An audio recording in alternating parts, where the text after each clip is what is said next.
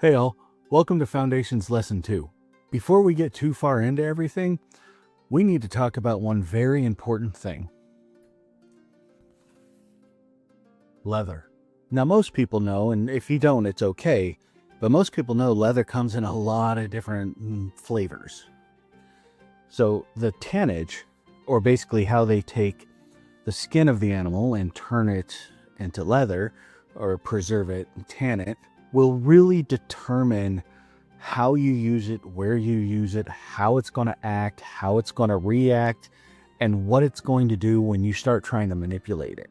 And if you don't understand these nuances early on, everything gets a lot harder. I know I've made my fair share of mistakes. So one of the most important things to remember is leather is a natural biological thing. It was the animal's skin.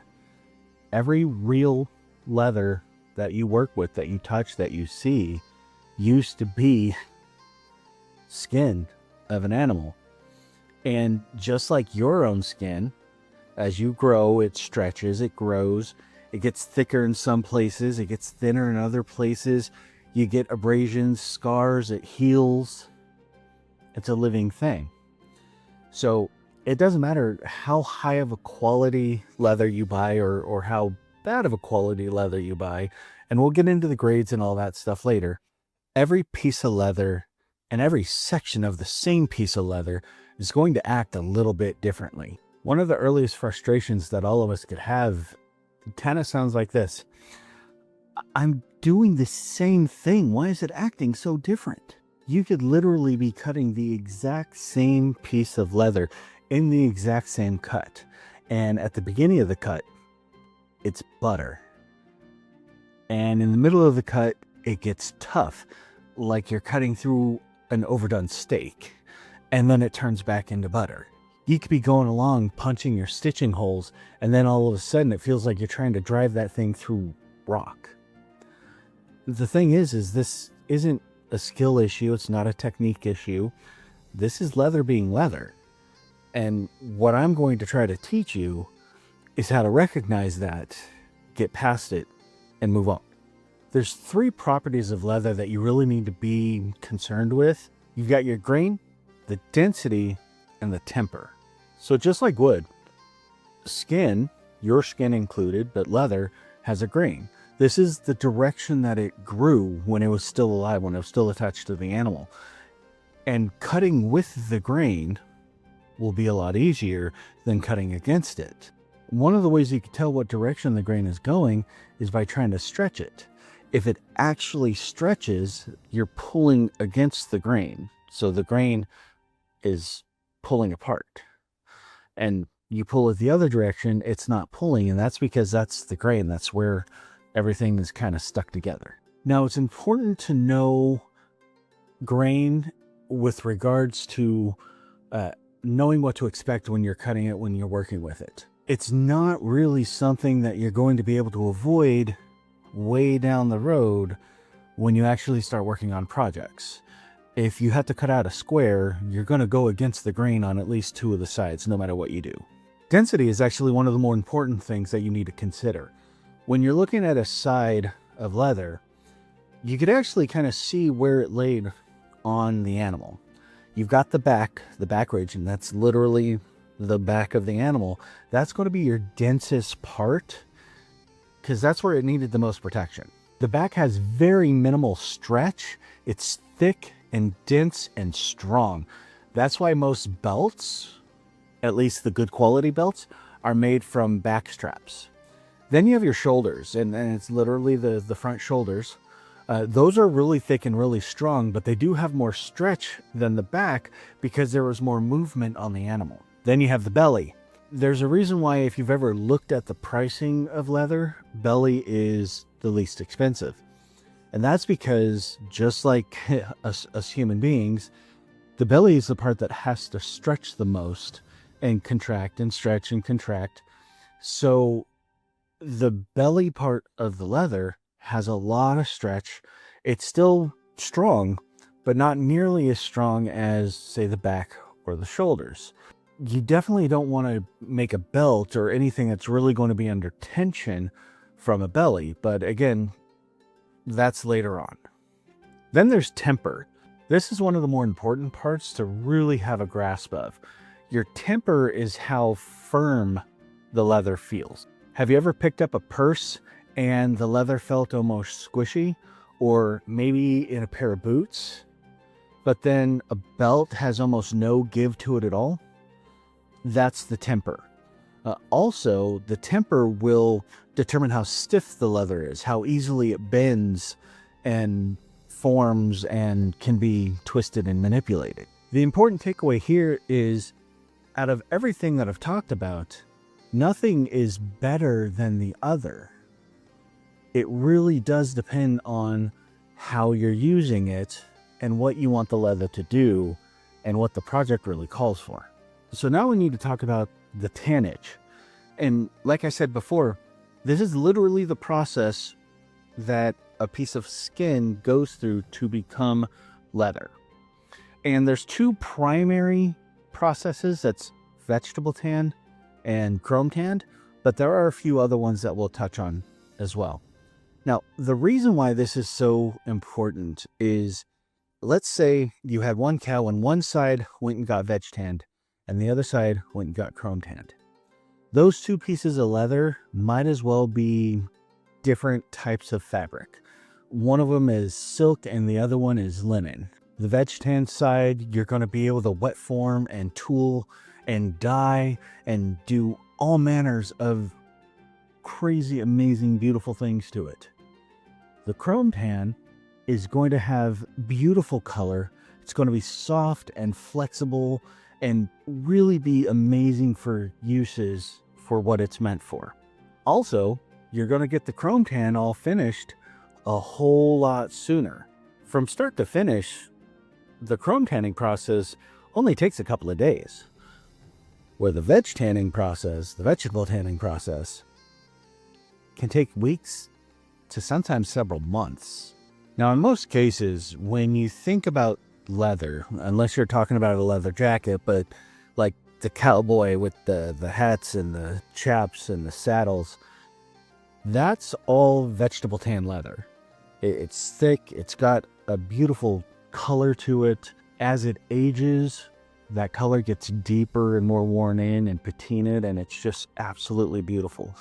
If you've ever been handed down a piece of leather wallet or a watch with a leather wristband and that dark, rich color it's on it, that's vegetable tan leather.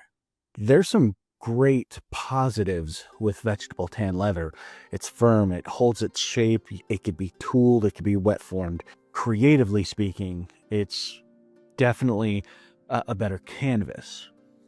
But because of all these things, vegetable tan can be, let's say honest, sometimes brutally so. Because it holds its shape, you put a little bit too much pressure with your thumbnail in one place when it's wet, that mark's not going away. Also, because it's firmer, it doesn't tend to be as flexible. Now, there are products like milled veg tan that does give it some flexibility, but that is way beyond the scope of foundations right now. Now, in contrast, chrome tan, you really got to think of it as the opposite side of the same coin. It's super flexible, bends, moves, it's soft, and the color, it comes in every color of the rainbow and some that I don't think are colors of the rainbow. I've seen some pretty interesting chrome tan leathers out there. But the downside of that is, it is what it is. There's no manipulating it. There's no changing it. There's no putting different dye on it or taking dye away or tooling it or wet forming it. It is what it is. It basically acts like a piece of thick fabric. And again, no way is incorrect unless you're trying to use chrome tan where you should be using veg tan, or you're using veg tan where you should be using chrome tan. Throughout this course and the following courses, you'll get a much better understanding of when to use which product. A couple of the other tannages that are out there, brain tanned, and that's literally where they use the animal's brain to tan and preserve the leather. Operates very similarly to veg tan leather. It is a little bit stronger though, and it lasts a little bit longer. It's something to do with it, the tanning process being native to the animal. And then there's oil tanned leather, which is actually one of my favorite leathers to work with. It is a little bit more advanced. But essentially, during the veg tan process, they just pack a crap ton of oil into the leather and then they seal it. If you've ever looked at biker leathers or the leather that saddlebags on a motorcycle is made out of, or some heavy duty like duffel bags, a lot of the times those are made out of oil tan leather. They're thicker, they're heavier, and I tell you what, I'm pretty sure they're indestructible. No, they are not actually indestructible. Don't go out there thinking that it's armor or something and get hurt. Just don't do that. And then there's combination tanned, where they'll put a piece of leather through veg tanning and then they'll put it through chrome tanning, and it kind of gives a little bit of both. It still doesn't tool or wet form, but it gives you more of that the firmness and the temper of veg tan. And you still get the color struck all the way through in the dyeing. You get a more even color set and the grain looks more uniform. So you don't get the natural look if you're looking for the natural look.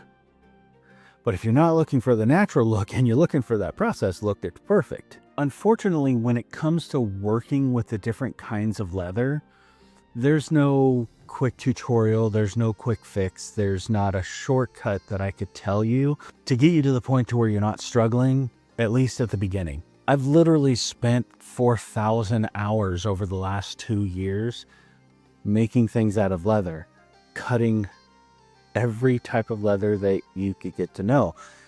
And now I've gotten to the point to where when I get to those tough spots, I just naturally adjust. When I'm punching my holes, I just naturally adjust to what the leather's doing. Most of the time, I don't even think about it. And here's the thing. You stick with this, you'll get there too. And you'll get there a lot sooner than you think, especially when you first sit down with your leather and you're struggling so much because of all of the variation.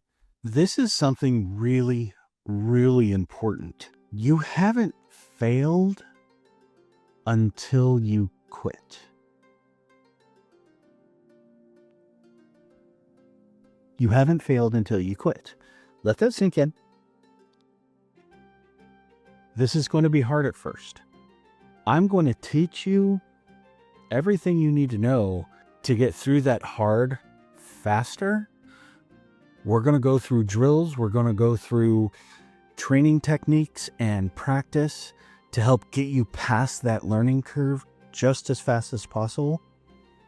But it's still going to be hard. It's still going to take time. It's still going to take patience. And it's still going to take money. But remember, you haven't failed until you quit. So don't quit, and you'll never fail. So moving forward through these lessons, as I'm telling you to do the same thing over and over and over again, and this isn't the fun, amazing, sexy things that you thought that you were going to be learning. You will learn those later on. But there's something that happens when you're practicing, when you repeat a technique that you're doing correctly over and over and over again. That technique starts building into skill. And what's a skill look like in leatherwork? Skill looks like making a cut and automatically adjusting when something changes.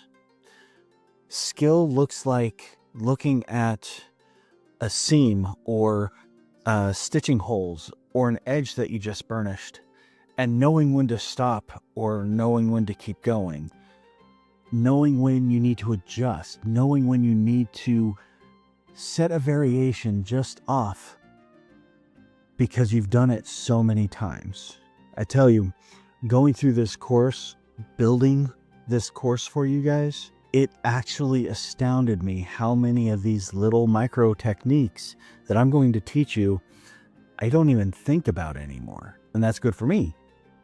My goal is the same for you. So bear with me as we're moving forward. We're going to start talking about some tools, just some basic ones that you're going to need to get to actually be able to start practicing the techniques that I'm going to be teaching you. Look forward to seeing you in the next lesson.